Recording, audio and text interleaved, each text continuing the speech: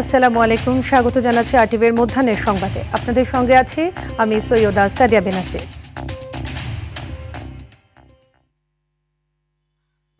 সবুজ প্রকৃতির সঙ্গে উন্নয়ন সমান তালে এগিয়ে নেওয়া সরকারের লক্ষ্য বলে জানিয়েছেন প্রধানমন্ত্রী তারেক রহমান।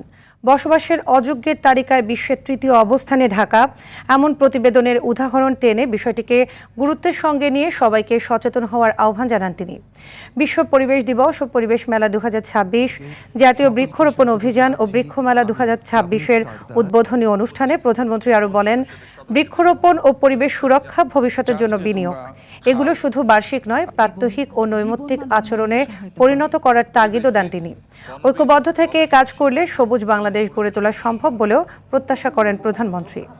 বনায়নের মাধ্যমে, ফরেস্টেশনের মাধ্যমে এরকম একটা ইকোসিস্টেম বজায় এবং বহাল রাখায় আমরা চেষ্টা করছি। সরকার পরিবেশ রক্ষার সাথে বন উজাড়, পাহাড় কাটা, ম্যানগ্রোভ ধ্বংস এবং বন্যপ্রাণী নিধনের বিরুদ্ধেও আমরা চেষ্টা করছি যতটা ম্যাক্সিমাম পসিবল কঠোর অবস্থান নেওয়া যায়। ভারী বৃষ্টিতে বিপর্যস্ত পার্বত্য অঞ্চল বান্দরবান ও কক্সবাজারে পাহাড় ধসে একই পরিবারের 3 জন সহ 7 জনের মৃত্যু হয়েছে। পানিতে ডুবে আছে গোটা বান্দরবান। জেলার লামায় পাহাড় ধসে 5 জনের মৃত্যু হয়েছে। ভারী বৃষ্টিতে ভোরে এই পাহাড় ধসের ঘটনা ঘটে। কক্সবাজারের চকরিয়ায় পাহাড় ধসে আরও 2 শিশুর মৃত্যু হয়েছে। এদিকে পাহাড়ের পাদদেশে ঝুঁকিপূর্ণ স্থানে বসবাসকারীদের সরে যেতে মাইকিং করছে প্রশাসন, তারপরও সরছেন না স্থানীয় বাসিন্দারা। রাঙামাটিতে টানা বৃষ্টির কারণে পাহাড় ধসের ঝুঁকি আরও বেড়েছে। এরই মধ্যে জেলার নিম্নাঞ্চল প্লাবিত হয়েছে। ভারী বৃষ্টিতে চট্টগ্রাম মহানগরীর বিভিন্ন এলাকায় জলাবদ্ধতা সৃষ্টি হয়েছে। এদিকে মৌলভীবাজারে বৃষ্টি ও উজানের ঢলে আকস্মিক বন্যায় তলিয়ে গেছে ঘরবাড়ি ও সড়ক। দুর্ভোগে পড়েছেন হাজারো মানুষ।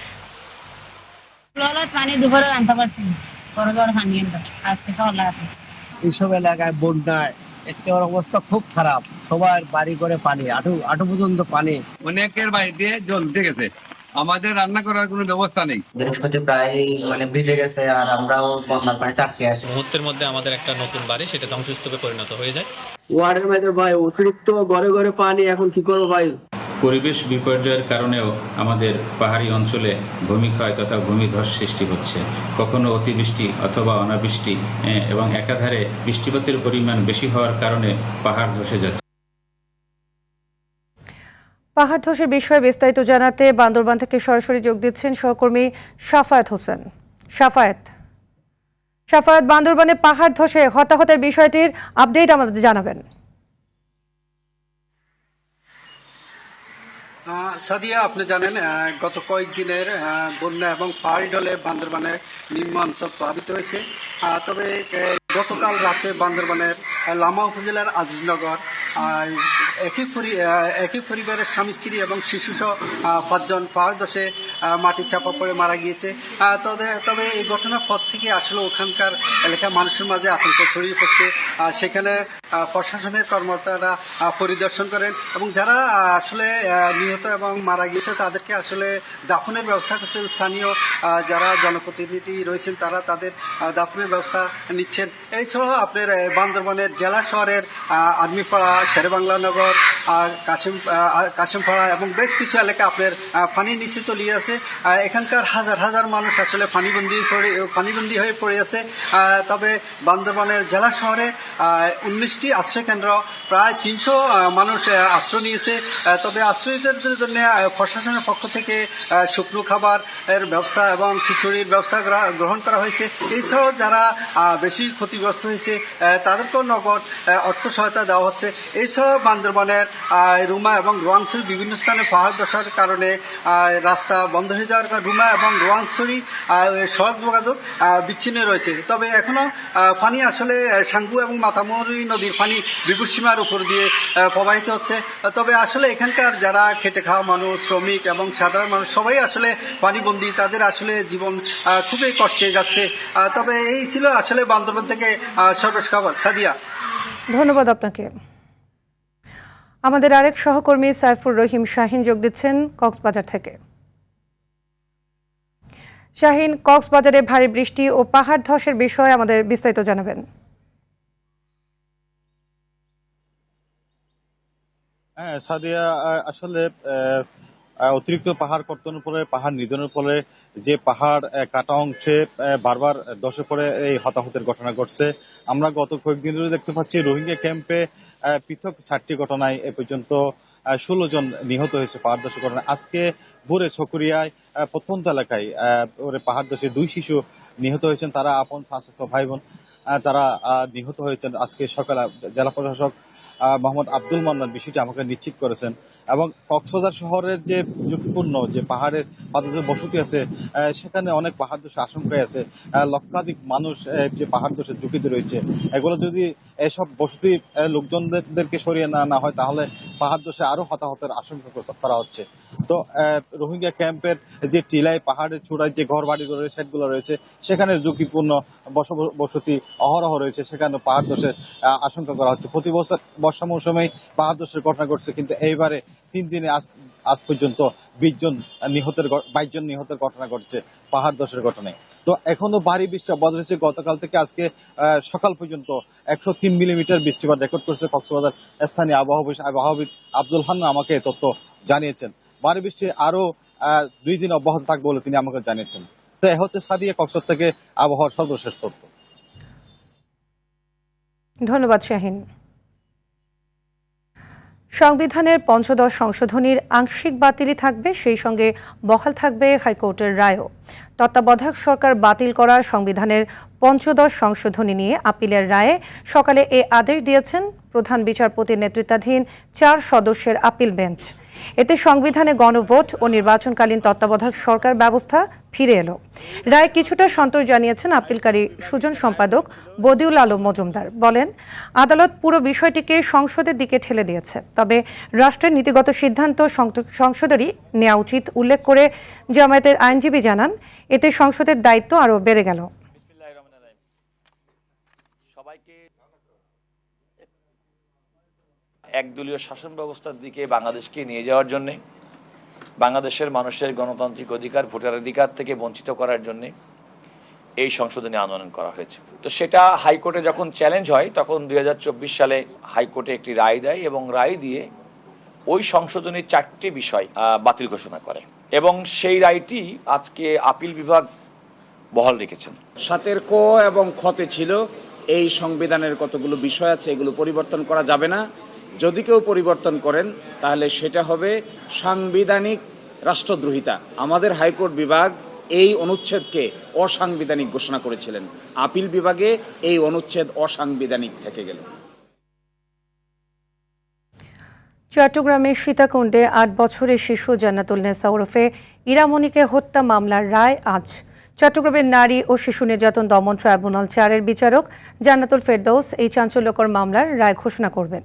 ট্রাইব্যুনালের বেঞ্চ সহকারী আব্বাস হোসেন জানান, যুক্তিতর্ক শুনানি শেষে আদালত রায়ের জন্য এই দিন নির্ধারণ করেন। গত 1 মার্চ ইরামণিকে চকলেটের প্রলোভন দেখিয়ে বাড়ি থেকে নিয়ে নির্যাতন চালায় প্রতিবেশী বাবু শেখ। এ সময় তাকে ধর্ষণ চেষ্টার পর গলা কেটে হত্যা করা হয়। পরে হাসপাতালে চিকিৎসাধীন অবস্থায় শিশুটির মৃত্যু হয়। এদিকে চাঞ্চল্যকর এই মামলার ন্যায় বিচারের অপেক্ষায় আছে পরিবার ও এলাকাবাসী।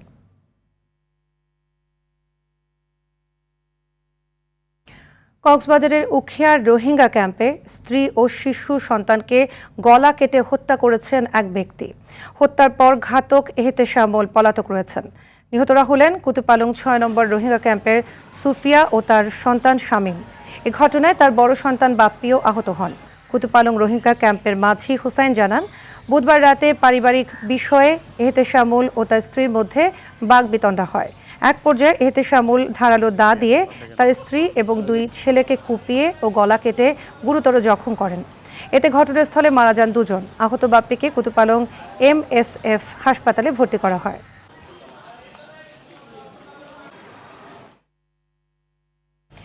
যুদ্ধের কারণে পোশাক রপ্তানি গতি পায়নি। এছাড়াও আমেরিকার ট্যারিফের জন্য বৈশ্বিক ব্যবসার মন্দাভাবও বাংলাদেশের পোশাক রপ্তানিতে প্রভাব ফেলছে বলে জানিয়েছেন বস্ত্র ও পাটমন্ত্রী খন্দকার আব্দুল মুক্তাদির। সকালে সচিবালয় বন্ধ, শিল্প কারখানা চালু করতে পাটকল কর্পোরেশন ও জুট অ্যালায়েন্স লিমিটেডের সাথে চুক্তি স্বাক্ষর অনুষ্ঠান শেষে সাংবাদিকদের এসব কথা জানান তিনি। তিনি আরও জানান, বিশ্বব্যাপী চলমান সমস্যা কেটে গেলে পোশাকের রপ্তানি বাড়বে। এ সময় তিনি আরও বলেন, সরকারের মালিকানাধীন সবগুলো মিল কারখানা পুনর্জীবিত করতে কাজ করছে সরকার। অব্যবহৃত সম্পদ কিভাবে কাজে লাগানো যায় সেসব বিষয়েও সরকার কাজ করে যাচ্ছে বলে জানান মন্ত্রী। বন্ধ কলকারখানা চালু করে কর্মসংস্থান সৃষ্টি করতে সরকার পূর্ণ গতিতে কাজ করে যাচ্ছে বলেও জানান তিনি। পৃথিবীতে দুইটা যুদ্ধ চলমান, তো যে কারণে ইউর বাজারেই আমাদের গতিটা আমাদের প্রত্যাশিতভাবে গতি পায় নাই, এবং আমেরিকান টেরিফের হঠাৎ করে একটা ভিন্ন ট্যাক্সেশনের সিদ্ধান্তের কারণে কনজিউমার স্পেন্ডিংয়ের প্রত্যাশিত প্রবৃত্তি নাই।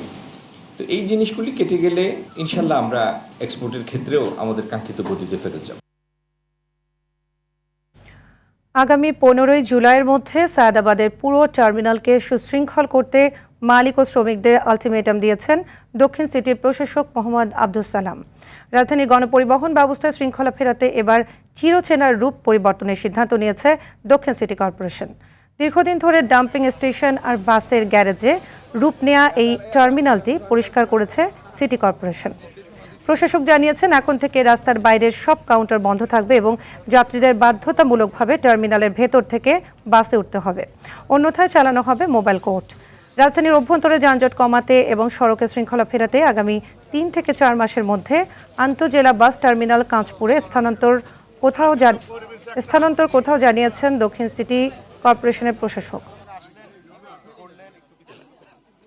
আমি এখানে পরিবহনের মালিক শ্রমিক উভয় পক্ষই আছে, তাদের কাছে অনুরোধ করেছি যে আপনারা বাকিটুকু পরিষ্কার করে দেবেন।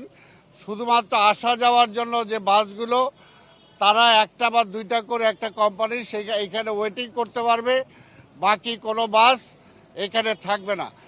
ওনারা এই মাসের 15 তারিখ পর্যন্ত ওনারা সময় চেয়েছিলেন, আমরা 15 তারিখ পর্যন্ত সময় দিয়েছি। আমরা আশা করি এই 15 তারিখের মধ্যে ওনারা একটা সিস্টেমের মধ্যে ওনারা নিয়ে আসবেন। এবার আন্তর্জাতিক প্রসঙ্গ। রাষ্ট্রীয় মর্যাদায় আজ চিরনিদ্রায় শায়িত হবেন ইরানের সাবেক সর্বোচ্চ নেতা আয়াতুল্লাহ আলী খামেনি। নিজ জন্মস্থান মাশহাদে তাকে কবরস্থ করা হবে। ইরাকের ঐতিহাসিক কারবালা থেকে ইতিমধ্যে তার মরদেহ ইরানে ফিরিয়ে আনা হয়েছে। এরপর জানাজার জন্য ইমাম রেজা মাজার কমপ্লেক্সে রাখা হয়েছে তার নিথর দেহ। দেশটির নতুন সর্বোচ্চ নেতা মুস্তফা খামেনি এবং প্রেসিডেন্ট মাসুদ পেজেশকিয়ানের উপস্থিতিতে দুপুরে তার জানাজা অনুষ্ঠিত হবে। এরপরই সমাহিত করা হবে তাকে। এদিকে ইরানে রাতভর নতুন করে হামলা চালিয়েছে যুক্তরাষ্ট্র। এর জবাবে কাতার, বাহরাইন ও কুয়েতে থাকা মার্কিন ঘাঁটি ও অন্যান্য সামরিক অবকাঠামো লক্ষ্য করে ড্রোন ও মিসাইল হামলা চালাচ্ছে ইরান। দেশটির রাষ্ট্রীয় সংবাদ মাধ্যমের দাবি, বন্দর আব্বাস ও বুশ শহরে ওই হামলায় বিমান ও নৌবাহিনীর অন্তত 8 সদস্য নিহত হয়েছেন। এছাড়াও বন্দর আব্বাস ও চাবাহার সহ ইরানের বেশ কয়েকটি উপকূলীয় শহরে তীব্র বোমা বিস্ফোরণে নিহত হয়েছে অন্তত 1 জন। অন্যদিকে বাহরাইনের রাজধানী মানামায় অবস্থিত মার্কিন নৌবাহিনীর 5ম নৌবহরের সদর দপ্তর লক্ষ্য করে হামলা চালিয়েছে তেহরান। ইরান যুক্তরাষ্ট্রের এই সংঘাতের মধ্যে গাজা ও লেবাননে ইসরায়েলি হামলায় আরও 10 জন নিহত হয়েছে। খেলার অন্যান্য খবর। সিরিজের দ্বিতীয় ওয়ানডেতে আজ জিম্বাবুয়ের মুখোমুখি হবে বাংলাদেশ। হারারে স্পোর্টস ক্লাব মাঠে ম্যাচ শুরু হবে বাংলাদেশ সময় দুপুর 1:30টায়।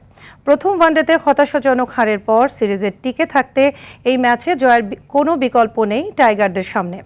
আগের ম্যাচে স্বাগতিক জিম্বাবুয়েকে মাত্র 141 রানে গুটিয়ে দিয়েও সেই লক্ষ্য তাড়া করতে ব্যর্থ হয় বাংলাদেশ। দায়িত্বজ্ঞানহীন ব্যাটিংয়ে মাত্র 116 রানে অল আউট হয়ে 25 রানে হারে সফরকারীরা। সিরিজের একমাত্র টেস্টে হতাশাজনক পারফরম্যান্সের পর ওয়ানডে সিরিজের প্রথম ম্যাচেও দেখা গেছে একই চিত্র। ফলে বাংলাদেশ দলের জন্য দ্বিতীয় ওয়ানডে এখন কার্যত বাঁচা মরার লড়াই। এদিকে ইনজুরির কারণে আজ খেলা হচ্ছে না লিটন দাসের।